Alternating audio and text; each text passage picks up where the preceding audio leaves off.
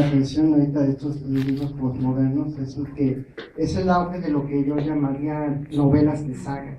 Ay, claro. Y una particular que me llamó la atención, que generó muchas opiniones encontradas incluso hasta la fecha, son las crónicas vampíricas de Anne Rice, no solo porque rompe con muchos estereotipos del vampiro y sobre el devenir de la vida, sino que luego hubo opiniones muy encontradas cuando salió el último libro de Cántico de Sangre, que pensaron que este estereotipo se iba a eternizar en los personajes, cuando en realidad ya desde el quinto o sexto ya se empezaba a ver el devenir de la vida en los personajes, y cuando el personaje principal ya empieza a decir que quiere ser santo, empezaron a interpretar que quería ser santo al estilo católico, cuando en realidad quiere ser un santo laico al estilo vampírico y teísta.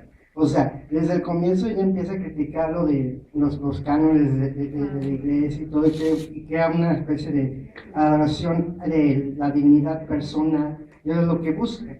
Pero como la gente que no lo leyó no se cuenta que era un libro adelantado a su época, y algunos empezaron a criticarlo mientras que otros los elogiaron porque vieron el contexto. Pero el influjo de estas crónicas es evidente, o sea, se convierten en un modelo, ¿no? Aquí lo interesante es que el formato, el traer a los vampiros al mundo cotidiano, ¿me entiendes? Con toda la simbología y todo lo que trae de tradición y de diferentes países, se convierte en un formato. La saga, que viene su nombre de la saga nórdica, que se supone, porque pues, no puedo estar seguro, ¿no?, que se planteaba un personaje, una aventura, y se repetía en aquellas largas jornadas nocturnas, porque no había sol, etc., ¿no? Y de ahí se deriva en una serie de relatos, por ejemplo, la saga de Arturo, es extraordinaria, de la época medieval, ¿no?, la saga artúrica. Y luego se convierten en modelos, ¿no?, en paradigmas para otras obras que se van a construir en la relectura de estas. Y la saga, la continuación, ya de hecho los autores de fantasía ya no están pensando en una sola novela, o sea, cuando construyen están pensando en sagas, y mucho tiene que ver con Tolkien, por supuesto, ¿no?, de la nueva fantasía, y mucho tiene que ver con Rowling, ¿no?, con los 7 volúmenes que tenía perfecta. A mí lo que más me gusta del 7º volumen es que enlaza todos los hilos, los va jalando y los lleva a su terminación. Y con estas crónicas, a ver, déjame ver si son las de Anne Rice. Exacto. Sí, no, son un modelo. Sí, porque ya ves que la editorial le pusieron ese nombre.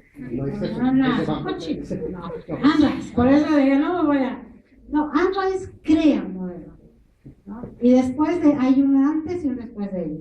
Y tú puedes decir, bueno, no todas las novelas son buenas, ¿eh? Yo, mi favorita, perdón, sigue siendo la primera. Yo no sé si es porque es la que me abrió este tema, pero me parece que tuvo mucha intuición allí. O sea, que ahí está planteado lo que después va a ir desarrollando, ¿no? Y que en algunos la historia se agota pronto, pero en otros se mantiene con mucha fuerza, ¿no? Es que básicamente detecté que más que una sola saga, son 5 sagas diferentes, sí, en varios casos. 3 para uno, 2 para otro, y así sucesivamente. Sí. Y eso fue lo que no se detectaron los lectores, que era un todo cuando son diferentes sagas. Propuestas, claro. Y te digo, eso ya va a ser un parteaguas. Y lo malo, ahora, la parte negativa de las sagas, es que al tomar estos paradigmas o estos modelos, pensamos en El Señor de los Anillos, pensemos en Harry Potter, pensemos en la saga vampírica, la gente lo hace con menor talento. Y entonces se vuelven artículos prescindibles de la mercadotecnia, ¿me entiendes? O sea, ya no tienen ni su innovación, ni su trabajo. Se convierten en modelos que siguen para vender, ¿no? O sea, si ya leíste Harry Potter, tienes que leer este otro, ¿no? Pero no implica que tenga la calidad de construcción artística. Anne Rice es muy buena. Ahora, cuando da el salto, dice ya, cuando da el salto a convertirse en católica, ¿qué te pareció? Bueno, ahí dice que generó muchas dudas encontradas hasta que en el 2010 dijo, no, ya no, me salgo. Y empezó a escribiendo. Bueno, ¿alguna otra pregunta? Gracias. Sí, bueno. Es como una pregunta de usted, de un género que es más que nada anónimo en internet, que no tocó muy bien, el creepypasta. Me voy a enfocar más que nada en ese. ¿Sí lo conocen? No, conozco el fanfiction. El creepypasta son como historias anónimas, siempre cortas. No hay ninguna que pase más de las, digamos, 30 páginas en Word. Pero son historias cortas que se hacen anónimamente en internet, se ponen en foros, se ponen en páginas, algunas son narradas también en internet. La idea de estas todas están muy influenciadas sobre todo por Lovecraft. Y la cosa con estas, sí, son anónimas. Realmente uno si lee, por ejemplo, una famosa se llama El Demoledor de los Sueños, otra que se llama Paranoia. Esas dos son las mejores que he leído en mi vida y jamás encontré el autor. No lo conozco. Pero usted lo ve y es de lo más famoso, entonces no se le quería preguntar.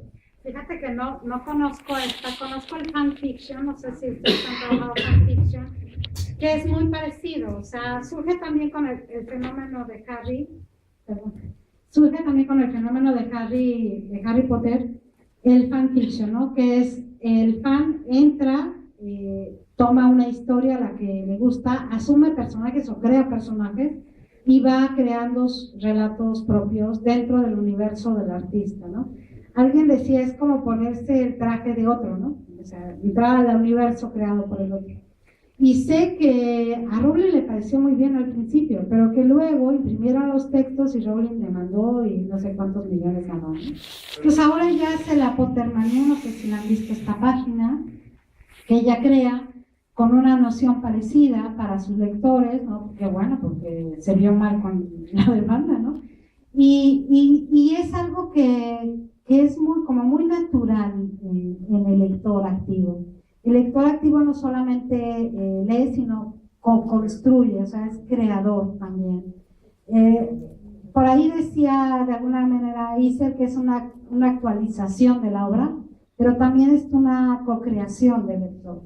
Entonces, el lector está activo en esos textos y de ahí a la escritura, pues no hay más que un saltito, ¿no? Entonces, hay otro fenómeno que a mí, no sé si tú lo conoces, que a mí me encanta, que nació con los Juegos del Hambre, y Susan Collins dijo, aquellos que graben una escena de mi libro, ¿no? De mi saga, y me guste, les voy a dar mi libro autografiado. Y no sabes qué maravilla subieron a la red, ¿no vieron el fenómeno? Hay una que es mucho mejor que la primera película hollywoodense, mucho mejor. Hay unas cosas maravillosas.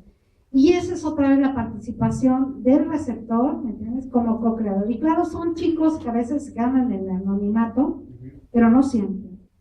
Entonces pensemos, tenemos a Marta, nunca me acuerdo de su apellido, que es una escritora mexicana nuestra, que comenzó a los 15 años publicando en la red y que ahora ya tiene las 3 novelas de su saga publicadas, ¿no?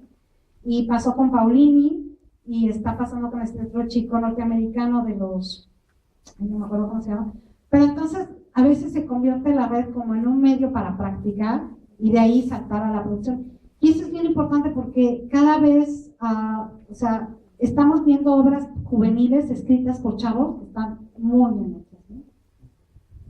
Bueno, una última pregunta. Allá atrás estaba primero Perdón, ahorita rápido. ¿Sí? Gracias.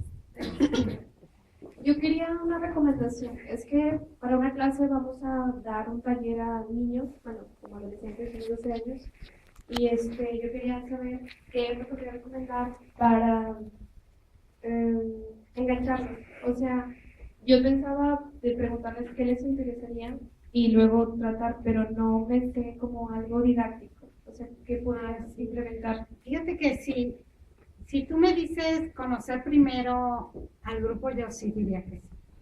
Cuando como profesores es la primera clase y tenemos que leer el programa, yo siempre les digo, esto lo vamos a construir juntos. Entonces, aquello que no les guste, me lo dicen, ¿verdad? Y aquello que les gustaría ver y que no he puesto, pues, también, ¿no? Y es que sí depende mucho del grupo. Hace cuenta que por eso estas, como le llaman, promociones de la lectura que son de masas y que tienen un programa inflexible, etcétera, empiezan a fallar porque no trabajas con masas, trabajas con personas. Y los grupos además también son diferentes.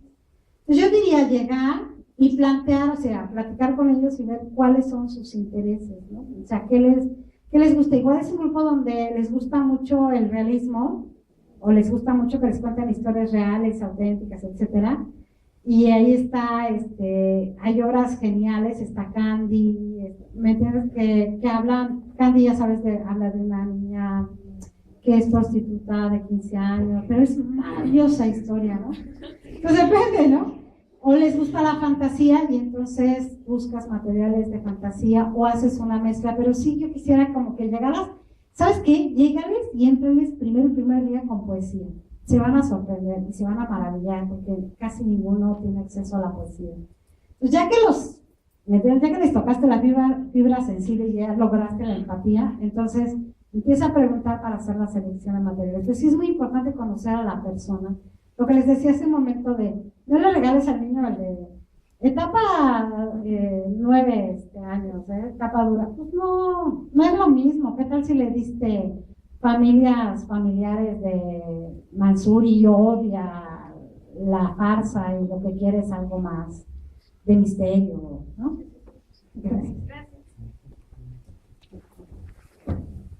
¿Cómo vencer la resistencia del actual neoconservadurismo? Porque sí me ha tocado que editores dicen, no, quítale lo fantástico y ya lo publicamos, o en antologías donde pues los jueces, bueno, comentan, recibimos muchos escritos con temas fantásticos, pero ahí queda, los jueces no escogen. ¿Cómo vencer esa resistencia? Fíjate que yo creo que con calidad literaria, el escritor tiene la obligación de ser buen escritor. O sea, tiene que trabajar como un oficio, no solamente la intuición y las musas medias. Y además tiene que trabajar mucho más si es para niños y jóvenes, porque no puede soltar la atención, porque tiene que cuidar el lenguaje, porque las metáforas tienen que estar presentes pero resplandecer, o sea, tiene que ser muy bueno. El caso es de mi querida Verónica Murguía, ¿no? Verónica, aquí nomás le publicaron 3 o 4 volúmenes y siempre era el pretexto de que ella hace fantasía, tú sabes. Y llega a España, mi niña, y gana el premio más importante en euros, es una cantidad bárbara. Y entonces ahora sí viene de España y tú la vas a ver en todos los stands CSM, en primera fila, ¿no? Loba de Verónica Murguía. ¿Qué tiene Verónica? Es una calidad literaria muy consistente, ¿no? Y que se ha perfeccionado y que ha luchado. A mí ya Loba me pareció un poco extensa, yo la leí, me gustó muchísimo la entrada, pero creo que luego se regodea mucho en el mundo medieval, ¿no? Y entonces hay extensas partes de descripción medievalista, pero la verdad yo se las perdono porque está muy buena. Bueno, pues muchas gracias por su asistencia. Les recuerdo que esto es parte de un seminario permanente de estudios literarios. Nuestra próxima sesión va a ser, todo este semestre está enfocada en la literatura infantil y juvenil. Si quieren que conversemos más, el 20 de marzo es nuestra siguiente sesión. Todavía no sabemos el lugar, pero ya se los haremos saber. Y para terminar, la maestra Zaire, coordinadora del Colegio de Letras, le va a entregar la constancia a la doctora Laura Guerrero. Pues un agasajo, totalmente. Muchas gracias. Laura, estuvo sensacional y nos dejaste mucha tarea. Nos dejaste tarea para tu segunda visita, que esperemos que sea pronto, ya dijiste. Y hago entrega, la Universidad Autónoma de Nuevo León, Facultad de Filosofía y Letras, otorga la presente constancia a la doctora Laura Marta Guerrero Guadarrama por su participación como ponente en la conferencia magistral La literatura infantil y juvenil contemporánea, una revisión a sus características posmodernas, celebrada el 5 de marzo en estas instalaciones. Atentamente, Alere Flaman Veritatis, marzo 2014, doctora María Luisa Martínez Sánchez, directora de nuestra facultad.